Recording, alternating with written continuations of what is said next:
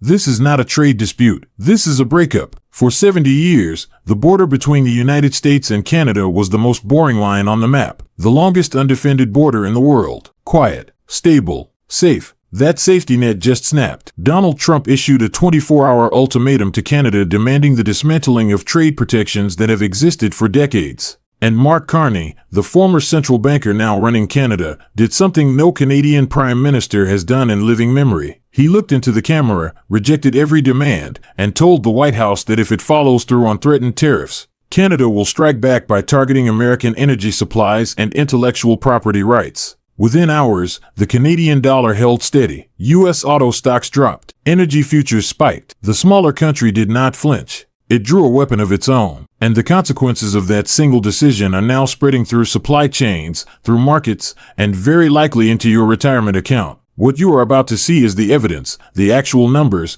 that explain why the most powerful man on earth just lost a staring contest with a country the size of California. Here's what went down. Tuesday morning, 6 a.m., Trump posts on Truth Social. The demand: Canada must immediately dismantle its digital services tax and grant American farmers total unrestricted access to the Canadian dairy market. The enforcement: a blanket 25% tariff on every Canadian car, truck, and auto part crossing the border. The deadline: 24 hours. This is the Trump playbook in its purest form. Hit hard, hit fast, wait for the other side to crumble. It worked on Mexico in 2019 when tariff threats forced immigration concessions. It worked on South Korea when Seoul renegotiated the Chorus deal under pressure. The West Wing assumed Ottawa would follow the same script. Send a delegation, issue a polite statement, offer a quiet concession, move on. They were wrong. Carney held a press conference that lasted 6 minutes. He spoke in measured, complete sentences. He cited specific data. He rejected every demand. And then he escalated. He announced that Canada had prepared retaliatory measures targeting U.S. energy exports and American intellectual property protections. He did not specify the exact mechanisms, which was itself a deliberate choice,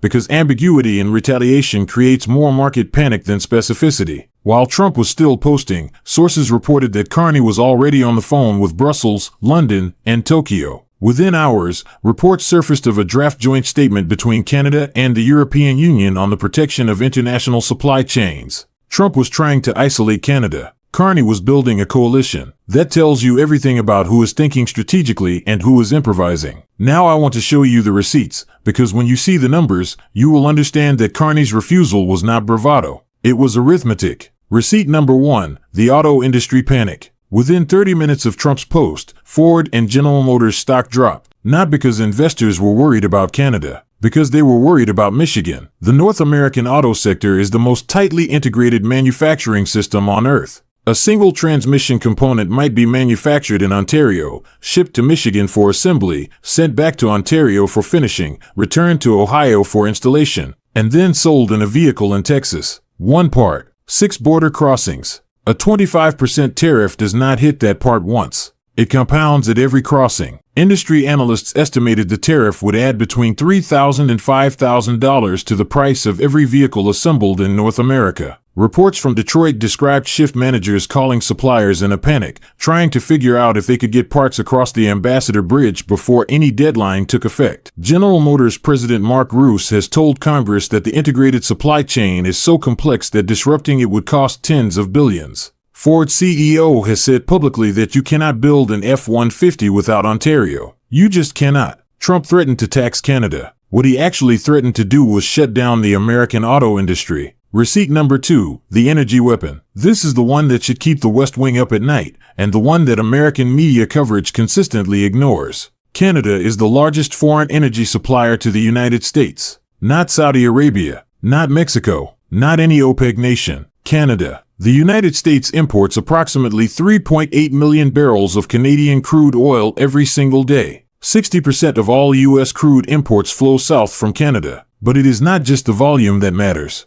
It is the chemistry. The massive refinery complex along the U.S. Gulf Coast was specifically engineered over decades to process heavy sour crude, the grade extracted from the Alberta oil sands. These refineries cannot simply switch to light sweet crude from the Permian Basin in Texas. The molecular structure is different. The equipment is different. Retooling would cost billions and take years. Meanwhile, New England relies on Canadian hydroelectricity during winter peaks to keep homes heated and lights on. When Carney said targeted retaliatory measures on energy, he was not making a vague diplomatic threat. He was pointing at the jugular vein of the American economy. Even the suggestion of a 10% reduction in Canadian crude supply caused energy futures to spike within hours. The market understood immediately what Carney was communicating. Canada holds a weapon the United States cannot block, cannot replace on any reasonable timeline, and cannot afford to ignore. If Canada throttles supply, gas prices do not just rise. They explode. And they explode in every swing state Trump needs to win. Receipt number 3, the global chess move. Trump loves to call Carney a globalist. He means it as an insult. But right now, Carney's global network is the most dangerous weapon in his arsenal. While the White House was drafting angry social media posts,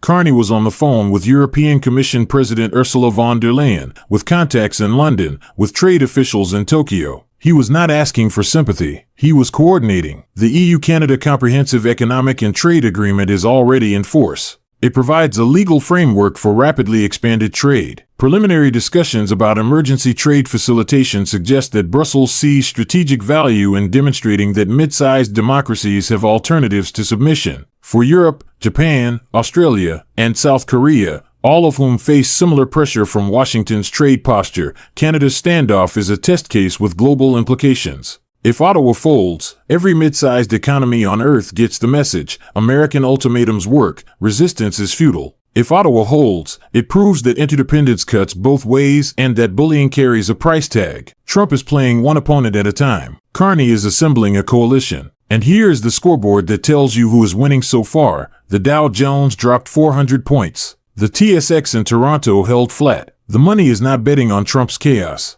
It is betting on Carney's stability. So why is Trump struggling to bully a country with the population of California? Because he is trapped by his own tactics. The entire playbook depends on shock and immediate surrender. Hit hard, hit fast, claim victory. But what happens when the shock does not work? There is no plan B. When Carney said no, he stripped Trump of momentum. Now Trump has to actually execute the threat. And here is the trap. If he imposes the tariffs, car prices rise in America. Gas prices rise in America. Parts shortages hit factories in swing states. The workers he promised to protect in Michigan and Pennsylvania and Ohio are the first to get laid off when the supply chain freezes. Reporting from multiple outlets describes a sharp divide inside the White House. The economic advisors understand the math. They are warning that auto tariffs will raise consumer prices in the exact states that decide elections. They are warning that energy disruptions will spike gasoline costs. But the political team is stuck. Trump issued a public ultimatum. Walking it back without a visible Canadian concession gets framed as surrender. Not surrender to China. Not surrender to Russia. Surrender to Canada. The ego cost is enormous.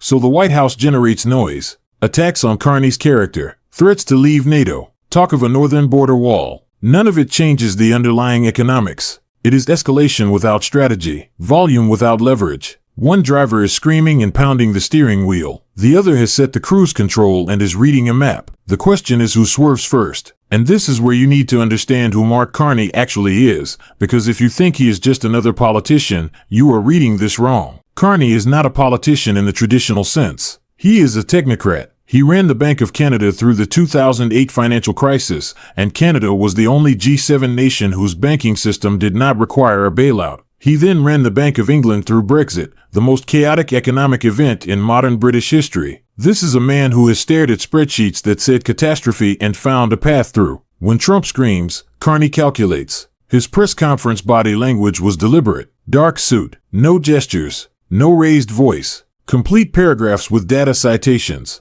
He is positioning himself as the adult in the room. And globally, that is an extraordinarily powerful brand right now. The world is exhausted by chaos. Europe is tired. Asia is tired. The markets are desperate for predictability. Carney is selling predictability. Every time Trump fires off a threat, Carney looks more stable by comparison. Every time the White House disrupts a supply chain, Carney looks like the defender of rules-based trade. He has turned Trump's aggression into Canada's marketing campaign. And he is not trying to beat the United States in a direct confrontation. The U.S. economy is 10 times bigger. Canada cannot win a brute force fight. But Carney does not need to win. He needs to make the conflict too expensive for Trump to continue. He is using pinpoint leverage, targeting the specific industries and specific states that Trump needs to win elections. He is not throwing rocks. He is using a scalpel. And he has the one thing Trump does not: time. Trump operates on a political clock. He needs a win today, this week, before the next news cycle. Carney is playing the long game. If he holds the line, the pressure inside the United States builds until American industry, American consumers,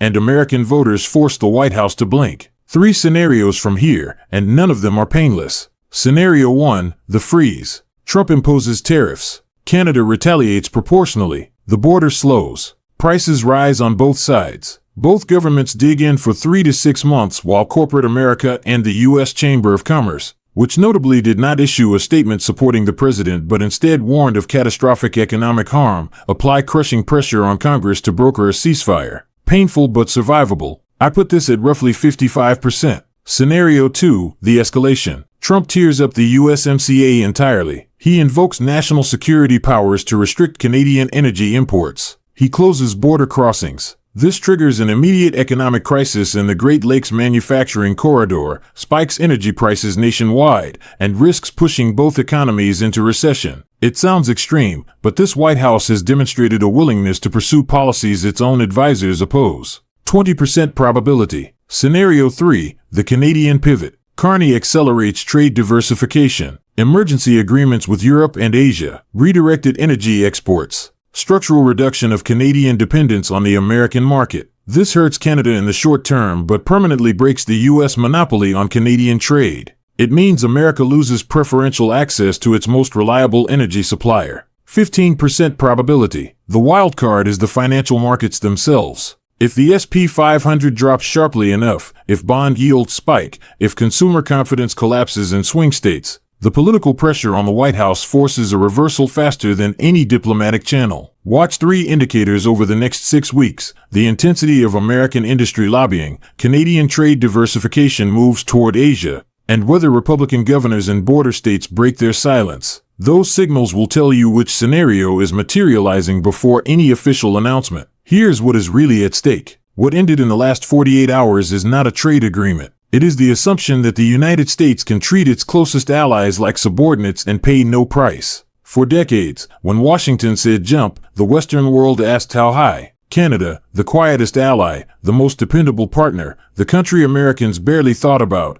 just demonstrated that the era of automatic obedience is over. And if Canada can say no, the question becomes who says no next. Germany? Japan? Australia? We are watching the fragmentation of American hegemony in real time, and the cause is not China or Russia. It is Washington deciding to treat its friends like enemies. Carney is not just defending dairy farmers. He is defending the principle that you can be America's partner or America's subordinate, but you cannot be both. The question is whether Washington absorbs that lesson before the damage is irreversible. If this changed how you understand what is happening between Washington and Ottawa, subscribe and hit the notification bell, because the next 48 hours are going to move fast and you do not want to be catching up. Tell me in the comments, is Carney making the right call or is he gambling with an alliance that kept the peace for 70 years? Share this with anyone who thinks trade wars have clean winners. They never do, and this one is just getting started.